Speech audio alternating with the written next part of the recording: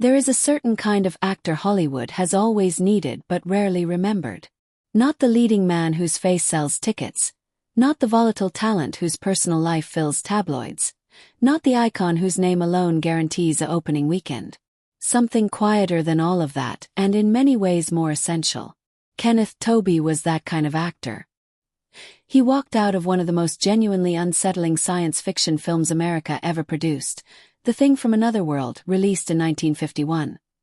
Having faced down an extraterrestrial horror in the frozen dark of the Arctic, and did it with the measured calm of a man who had faced real danger long before any camera ever pointed at him. But what makes people stop and look more carefully at his story is not what happened on screen. It is what happened off it. The invisible battles. The slow, grinding erasure. The years of being passed over, passed by, and quietly forgotten by an industry he had served with total reliability for decades. He did not have Clark Gable's jaw or Cary Grant's ease. He had no spectacular collapse to keep his name alive in the press, no dramatic scandal to ensure people kept talking about him. He simply walked into a scene, did precisely what the scene required, and then walked out again when the work was done. And yet hidden inside that apparent simplicity was something that deserves far more attention than it has ever received. Kenneth Tobey appeared in films that did not merely entertain audiences but helped construct the bones of an entire genre. He stood at the structural center of stories that defined how science fiction looked and felt and moved for a generation of filmmakers who came after. He did all of this while remaining almost entirely absent from the historical record. His name comes up rarely in the books, and when it does, it is usually as a footnote to someone else's story. He served through the battlefields of the Second World War and then stepped directly into the cold, fluorescent world of post-war Hollywood, building a career out of roles that history has largely chosen not to remember. He lived and worked like the soldier he had been, disciplined, dependable, willing to hold a position that offered no glory and required everything. Whether a life shaped like that represents defeat or a form of endurance most people would not have the constitution to maintain is a question worth sitting with. This is the story of Kenneth Tobey, a man who spent decades fighting monsters on screen while quietly, steadily erasing himself from the story the world would eventually tell about the era he helped create. Kenneth Tobey came into the world in 1917, in Oakland, California. His early years left no dramatic mark on the public record. There were no upheavals, no formative tragedies, no early signs of the performer he would eventually become. His family background had nothing to do with the arts, and the path he initially set himself on had nothing to do with them either. In 1935, having completed high school, he enrolled at the University of California, Berkeley, intending to study law. It was a sensible, stable choice made by a young man with no particular reason to think his life would go anywhere else. What changed that trajectory was not a single moment of revelation but a gradual drift, the kind that only becomes visible in retrospect. Somewhere within the structure of his university years, he began taking part in theatrical productions, not as a committed vocational decision, but as something to try, a way of filling time within an academic environment that offered the option. Slowly the trying became staying. The staying became something closer to need. He kept showing up for rehearsals when he could have stopped. He kept seeking out productions when the original experiment had long since run its course. By the time the pattern became undeniable, he had already moved away from law and toward something he had never planned for and could not seem to abandon. The late 1930s brought a significant development in the form of a scholarship to the Neighborhood Playhouse in New York City, one of the most rigorous and respected acting training institutions in the country. The people he studied alongside there would go on to become some of the most recognized names in American film and theater. Gregory Peck, Eli Wallach, Tony Randall among them. There is no record suggesting that Tobey distinguished himself during that period in any particular way. He did not emerge from the Neighborhood Playhouse with a reputation already forming around him. What he took away was something less visible and more durable.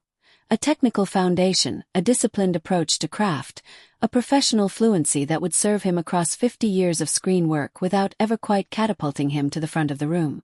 When the Second World War arrived, Kenneth Tobey did not watch it from a distance. He served in the United States Army Air Forces as a rear gunner aboard B-25 Mitchell bombers, operating in the Pacific Theater. The position itself was not one that came with any protective comfort. Located in the tail section of the aircraft, separated from the cockpit and the rest of the crew by the length of the fuselage, the rear gunner existed in a kind of enforced solitude at the most vulnerable point of the plane. His responsibilities extended beyond simply returning fire when enemy fighters appeared. He was required to maintain constant, concentrated observation of the airspace behind the aircraft under conditions that were frequently dark, cold, disorienting, and terrifying. He had to identify threats at the edge of visibility, signal the crew with precision under pressure, and operate his defensive guns while the aircraft moved through maneuvers designed to evade destruction.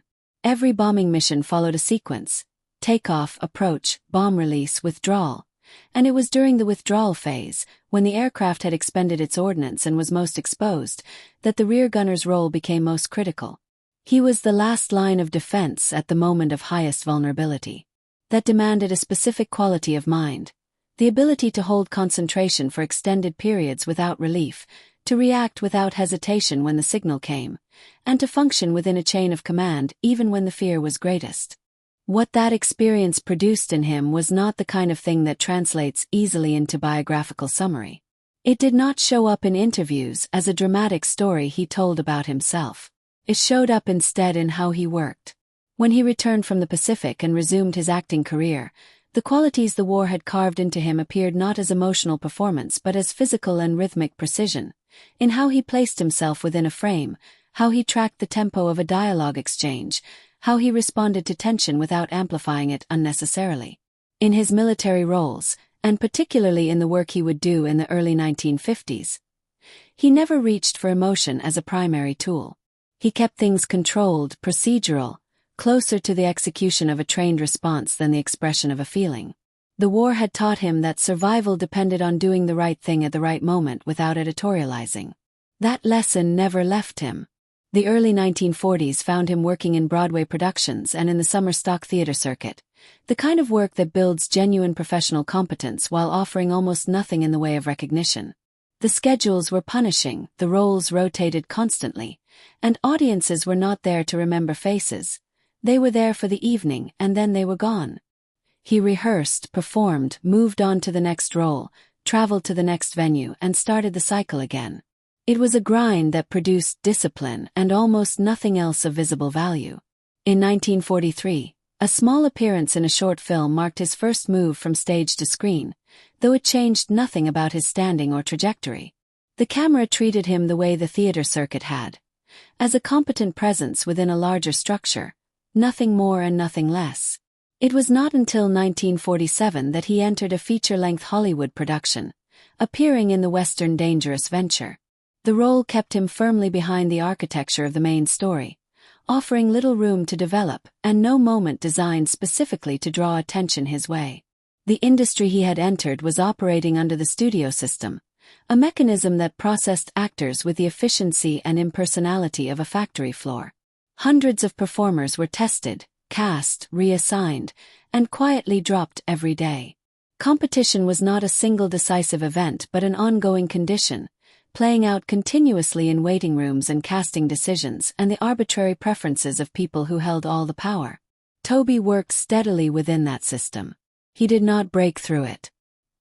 He endured it, maintaining his position through reliability and craft, but without the single defining quality that would have separated him from the hundreds of others doing the same thing in the same rooms. 1949 brought two significant appearances that quietly shaped what came next. In 12 O'Clock High, the acclaimed war drama built around Gregory Peck's portrayal of command pressure within the Army Air Forces, Tobey appeared in a brief scene as a guard directly reprimanded by Peck's character for a failure of attention. The moment was small and contained no independent narrative weight. But it was precise. It fit the film's operational logic exactly, and it did not ask for anything more than that. In the same year he appeared in I Was a Male War Bride, a comedic vehicle that required an entirely different kind of timing, the understated kind, where the function of a supporting character is to exist within a system that is already running and to keep it running without drawing attention to the mechanism. Neither role was large. Both were executed with a clean professionalism that did not go unnoticed. It was through appearances like these that he entered the observation range of Howard Hawks, the director who would soon place him at the center of one of the most important science fiction films of the decade. In 1951, Kenneth Tobey stepped into the role that would define the outline of his career for everything that followed. As Captain Patrick Henry in The Thing from Another World, he played an Air Force officer sent to a remote Arctic research station after something deeply strange is discovered buried beneath the ice. From the first scenes, the character is positioned at the collision point of two incompatible imperatives. The military needs to act. The scientists need to study. Information arrives in pieces, never complete, never fully consistent.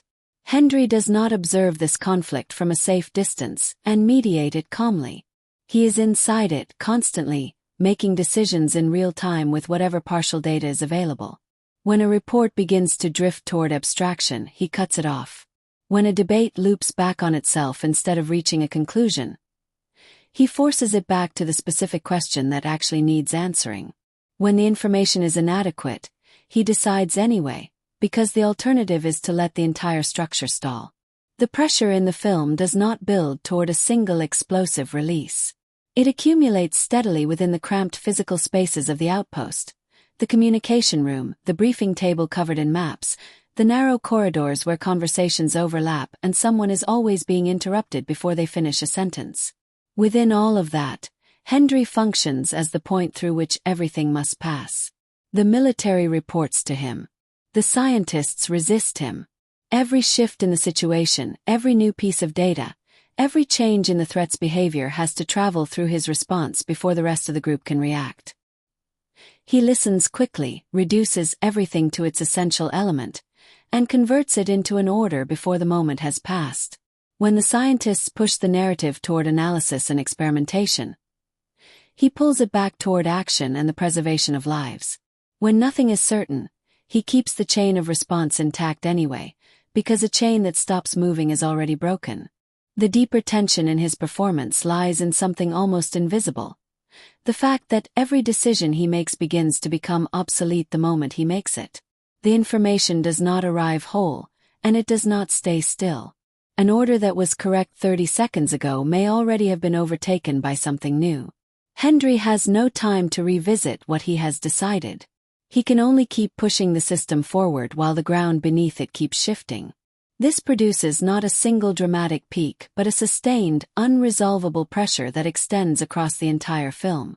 The construction of The Thing from Another World makes this quality central rather than incidental. The ensemble does not rely on any single star to carry the weight. The drama lives in the group functioning under isolation and threat, and Tobey stands at the exact point where all of the group's lines of force converge. He does not need to dominate the visual field to occupy the center. He is the center because everything has to pass through him.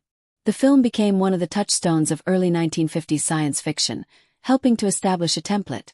The enclosed space, the unnamed threat, the conflict between knowledge and action, the decisions that must be made before anyone is ready to make them, that would be revisited and reinterpreted for decades. Tobey executed his role within that template with a precision that kept the entire film structurally coherent.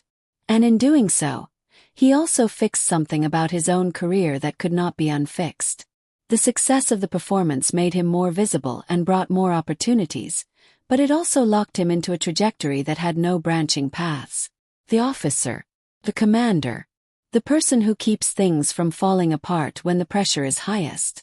Directors who needed that function in a film knew exactly who to call, and they knew exactly what they would get. There was no need to experiment. There was no incentive to push him toward something different. He had become a proven solution, and the industry treats proven solutions as things to be repeated rather than developed. From 1951 onward, Kenneth Tobey became a reliable presence in exactly the kind of films that needed exactly what he had demonstrated he could provide. In The Beast from 20,000 Fathoms, he appeared at the moments when the operational situation had already exceeded the capacity of conventional response. The command room receives fragments. A unit has gone silent. Position is confirmed destroyed. The latest estimate contradicts the previous one. Multiple voices push multiple courses of action simultaneously. Sentences are cut off before they finish. Reports have to be repeated before anyone can be sure they heard correctly. His hand rests on the map at the specific point under debate, and it stays there, refusing to follow the conversation as it drifts outward in different directions. Even as new data layers itself over the previous data, the room does not dissolve into chaos. It tightens, and he is the reason it tightens rather than collapses. Orders go out before the information is complete. Those orders are revised when new information arrives. A subordinate hesitates before delivering a message, and he does not wait for a full sentence. He takes what he needs, discards what he does not, and keeps the system moving.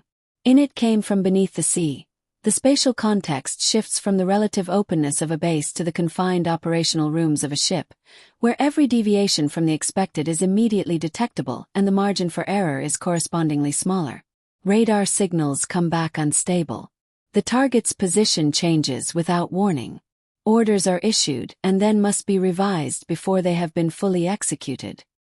He moves within that chain not as someone arguing for a particular approach, but as someone whose only function is to keep the chain intact. When another officer proposes an alternative course of action, he does not offer a lengthy counter-argument. He simply identifies what can be executed right now with the resources and time available, discards everything else, and continues. When voices begin to rise under pressure, he does not rise with them. His voice stays low, his sentences stay short, his directions stay precise. That difference in register is itself a form of command. It forces the room to slow down, to listen, to realign behind the direction he is setting. As uncertainty deepens and the luxury of rechecking disappears, he maintains the same method from the beginning of the scene to the end.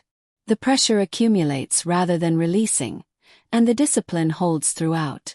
This was, on its surface, a period of professional expansion. More projects, more appearances, a name that appeared reliably on casting lists for a very specific type of role. He filled the requirements of science fiction and disaster cinema during this period more cleanly than almost anyone else available. A presence that could sit in a command position and make it feel real without calling attention to itself. He did not need to recalibrate his approach from project to project. He carried the structure he had developed and applied it to whatever new environment the story placed him in. The work was consistent and the demand for it was steady.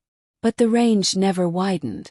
Each new film put him in a different room facing a different monster, and his function within the system remained exactly the same. He did not adapt to new situations. The situations adapted themselves to accommodate what he already was. The opening that television provided in 1957 represented something genuinely different, at least on the surface. In Whirlybirds, a series built around a helicopter charter service and the men who ran it, Tobey took a leading role as co-owner of the operation, directly involved in rescue missions, emergency transport, and crisis response of a more immediate and physical kind than anything the science fiction films had offered him. The frame around him changed. He was no longer stationed behind a command desk in an enclosed room. He was in a cockpit in open terrain, appearing on location, handling situations that unfolded in real space rather than through the mediation of maps and reports. The visual grammar of the show moved differently. Takeoffs, approaches, landings, direct physical intervention in unfolding emergencies. Each episode placed him in a new specific situation. A rescue in difficult terrain, an urgent medical transport, an accident unfolding in real time, each one requiring the same fundamental qualities his earlier work had demonstrated. Quick, accurate reaction, maintained control under time pressure, restored stability before the end of the episode. Over the course of 111 episodes produced by 1960, broadcast extensively across the United States and in international markets, Whirlybirds gave him something that cinema had never quite managed to deliver. A consistent, recognizable presence in a fixed time slot, week after week, building the kind of familiarity that repeated exposure creates. But the same stability that made it successful also made it a ceiling. The recognition that Whirlybirds generated did not open new directions. It reinforced the structure that already existed, binding him more tightly to a pattern that had proven effective and therefore saw no reason to change. Television kept him central within a weekly rhythm. Film continued using him on the terms the early 1950s had established. His career reached its point of greatest stability at exactly the moment it stopped moving forward, not because the work dried up, but because everything was functioning well enough that there was no pressure to do anything differently. When Whirlybirds finished its run in 1960, Tobey moved into a working rhythm that was more dispersed and less continuous. Long-running series offered him individual episode appearances as self-contained characters who entered a story for a specific purpose and then exited when that purpose was fulfilled. In Perry Mason between 1960 and 1962, he played a district attorney named Jack Alvin, operating within the courtroom environment, participating in the procedural machinery of legal argument, then leaving the story entirely once the particular case had resolved. The character did not carry forward. The presence existed only within the duration of the case. In Gunsmoke in 1960, he played a buffalo hunter of a violent disposition, placed in a frontier setting to apply pressure to the central narrative within a concentrated span of screen time, intensifying the conflict and then disappearing from the story once that conflict had been resolved. No continuation. No return. In The Wings of Eagles, a John Ford film in which he appeared opposite John Wayne, the confrontation between their two characters escalated from verbal sparring into physical chaos when Tobey's character abruptly threw a cake into Wayne's face during a party scene, triggering a brawl that spread through the surrounding space with the energy of something long held back and suddenly released. The moment was brief and impulsive, deliberately constructed to flare and then subside, and once it had done so, his character receded from the film's central concerns without further development. Throughout this period he continued appearing across a wide range of series: Frontier, Lawman, Lassie, Daniel Boone, each time slotting into a recognizable character type. The officer, the law enforcer, the authority figure with specific information to deliver or a specific function to perform. The workload was substantial and sustained across many years, carried along by a television industry that was expanding rapidly throughout the 1960s and had constant appetite for reliable, experienced performers who could fill episodic roles cleanly. But the architecture of that work had fundamentally changed from what had come before. Where he had once sustained characters across multiple episodes, he was now operating entirely within the scope of single appearances. The duration had shortened, the space had narrowed, the requirement had simplified. Enter, perform the function, exit. His name kept appearing on screen with regularity, but it was never attached to a character long enough for a new point of recognition to form around it. As the second half of the 1970s arrived, the working rhythm continued without stopping, but the position within projects became progressively more compressed. In Walking Tall, he appeared within the local law enforcement framework, participating in scenes built around investigation and courtroom procedure, contributing to the story's forward movement without branching into any independent narrative thread. In MacArthur, the biographical film centered on the career of General Douglas MacArthur, he portrayed Admiral William F. Halsey, appearing within the film's military and strategic sequences in scenes involving the exchange of intelligence and the exercise of command-level decision-making. The historical weight of the character was real and significant, but the screen time given to that character was confined to a slice of a story that was ultimately someone else's. In 1980, Airplane placed him in an entirely different register. The setting had shifted from military realism to broad comedy, the pacing was compressed to the point of near parody, and the function his presence served within the film was less about character than about recognition. A familiar face dropped into an absurd context for a duration so brief it could barely be called a scene. 4 years later, Gremlins put him inside a different kind of chaos, the controlled comedic mayhem of a town losing its grip on normality.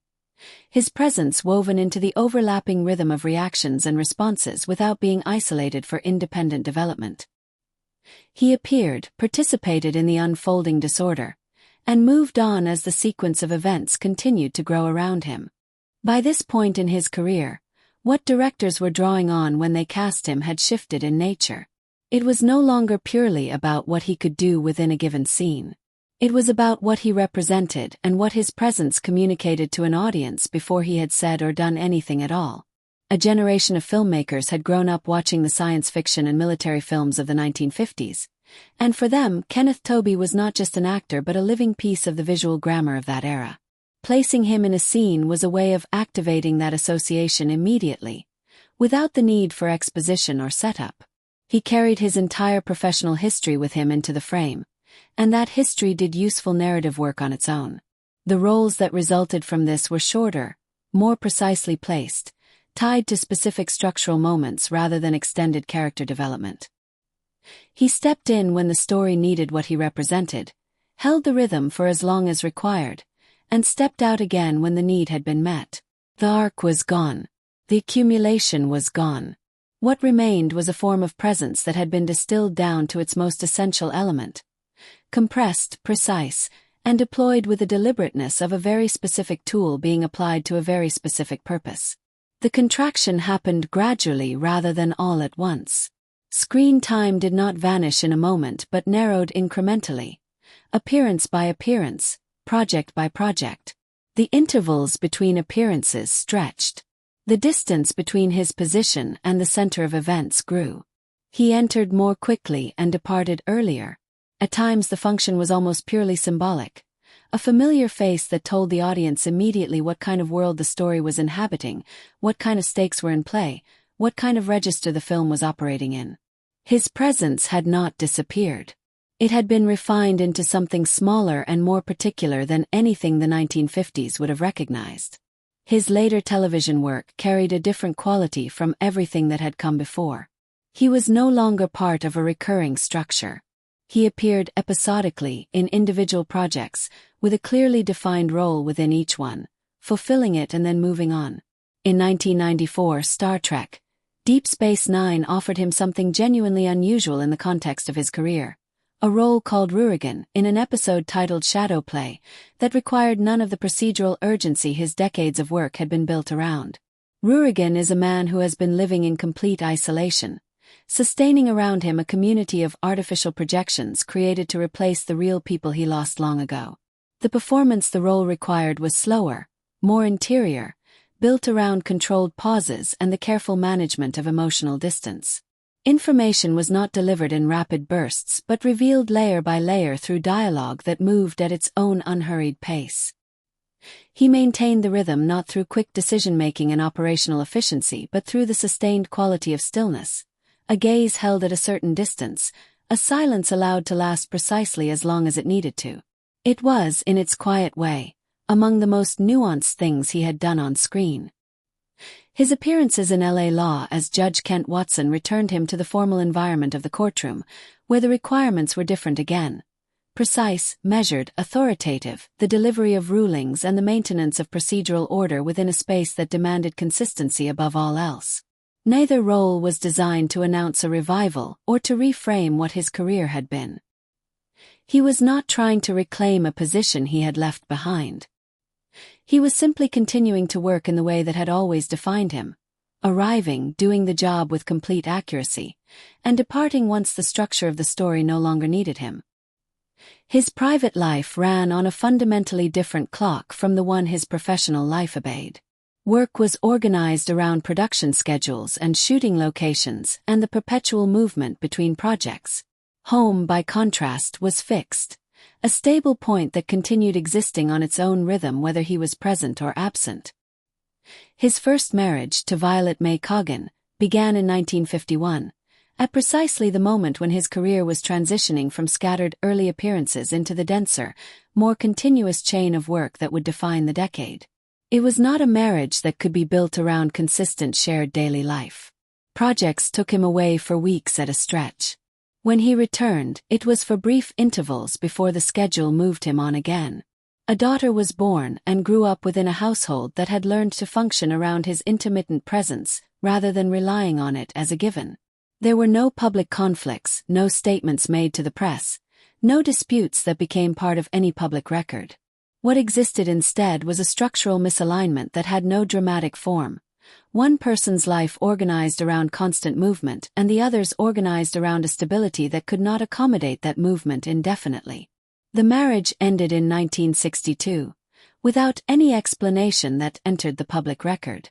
When he married June Hutton in 1968, both of them were entering the union from a position of perspective rather than ambition. June Hutton had built a genuine career as the lead vocalist of the Pied Pipers, had appeared alongside Frank Sinatra during the height of the big band era in the 1940s, and had been widowed following the death of her husband Axel Stordahl in 1963. By the time she and Tobey found each other, neither of them was at the center of an active public career in the way they had once been. The relationship formed within the shared context of the professional world they had both inhabited for so long, between two people who already understood what that world asked of a person and what it took when it was done asking. There was no media event attached to the marriage, no public image constructed around the couple, no narrative offered for consumption. What their life together consisted of remained essentially private, not out of deliberate concealment, but simply because there was no longer any mechanism or motivation to make it otherwise. Both of them had spent years in public-facing professional lives.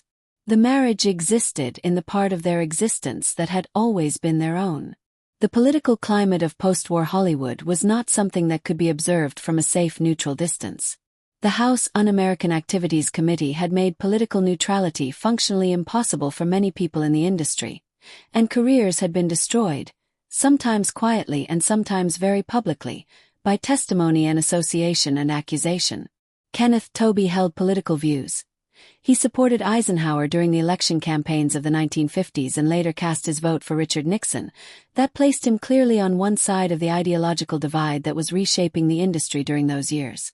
But he did not convert those views into public statements, did not use them to build an image, did not allow them to draw him into the confrontations that were consuming others around him.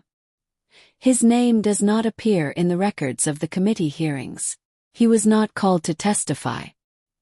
He was not associated with any accusations or disputes that became part of the political record of the era. He moved through a period that permanently altered or ended dozens of careers without himself becoming visible within it. There was no dramatic stand, no moment of public choice, no climax. Only a path that passed through the turbulence without becoming part of it, leaving almost no trace of itself in the process. The same quality that defined his professional life defined his personal one. There was no single defining moment. No event that encapsulated everything. No rupture that the story could organize itself around. Instead, there were extended absences, and returns that did not map cleanly onto the life that had continued during them, and a family that had developed its own internal logic out of necessity. The presence was intermittent and stretched across years, always real and never fully integrated. A person can be continuously present in their work and simultaneously present in only the most partial and irregular way in the rest of their existence. That was the shape of his life.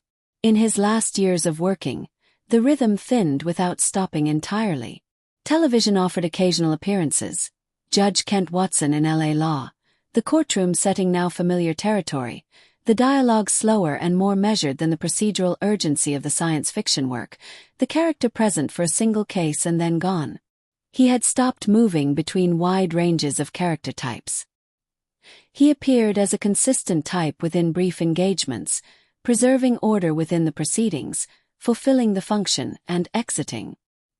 His domestic life in those years was organized around Rancho Mirage in California, a distance from the production infrastructure of Los Angeles that reflected something about how he had chosen to inhabit the final chapter. Daily life narrowed. The demanding schedules of earlier decades were no longer structuring his time. There is little detailed information about what those years looked like from the inside. What is known is primarily the fact of the withdrawal from regular production, from the density of appearances that had characterized his prime decades, from the center of whatever industry activity continued around him. Health information from this period is sparse and imprecise. A prolonged illness was understood to have been a feature of his final years, but no specific diagnosis was ever released publicly, and no formal statements about his condition appeared from family or representatives. His health was a background fact of those years, present in the outcome it eventually produced but not in any account that was offered while it was unfolding. On the 22nd of December 2002, Kenneth Tobey died at Eisenhower Memorial Hospital at the age of 85. The confirmation came from family and was picked up by media sources within a short time, with coverage confined to the essential factual information, where, when, and the note that a prolonged illness had preceded the death. There were no detailed medical disclosures. There were no staged final appearances or public farewells. The time leading up to his death passed in the same privacy that had characterized most of his personal life for 50 years, and when the confirmation came, it closed a period rather than opening any further examination. His body was cremated and his ashes returned to his family. There was no large public ceremony, no extended sequence of memorial events. The obituaries that appeared in major American newspapers covered his career with reasonable care. The stage work, the transition to film, the landmark science fiction films of the 1950s, the long run of television appearances that followed. The response was measured and appropriate, and then it was over. No controversy emerged in the aftermath. No late revelation altered the shape of his story. The ending was as clean and contained as almost everything else about the way he had lived his public life. What Kenneth Tobey left behind is not the kind of legacy that announces itself. There is no single image, no famous line, no defining scene that stands apart from everything else and becomes the shorthand for who he was and what he did. His legacy is distributed, scattered across decades of screen work, embedded in the fabric of films that are remembered for other things, visible mainly to those who are watching carefully and know what to look for. He inhabited a type that the mid-20th century needed constantly and cinema has never stopped needing. The officer, the commander, the person in the room who maintains the structure of response when everything is threatening to break apart simultaneously. He did not inflate those characters beyond what the scene required. He made them real by making them exact. He made them believable by never asking the audience to believe more than the situation warranted. And in doing so, he helped establish a standard for how that type of character operates on screen that subsequent actors have been working within ever since, often without knowing who built the foundation they are standing on. Kenneth Tobey did not reach a pinnacle and then fall from it. His story does not have the shape that makes for easy retelling. It extends across a long, quiet, continuous arc of professional service, arriving reliably, holding the position that was assigned, leaving traces in precisely the parts of the frame that audiences tend to move through too quickly to consciously register. That may be, in the end, the most honest way to understand what he was and what he built. Not a star, in the sense the word is usually meant. Something more structural than that. A presence that helped many films be more than they would have been without him, in ways that were essential and are almost entirely invisible, which is perhaps the most accurate description of what excellence looks like when it decides to live in the background.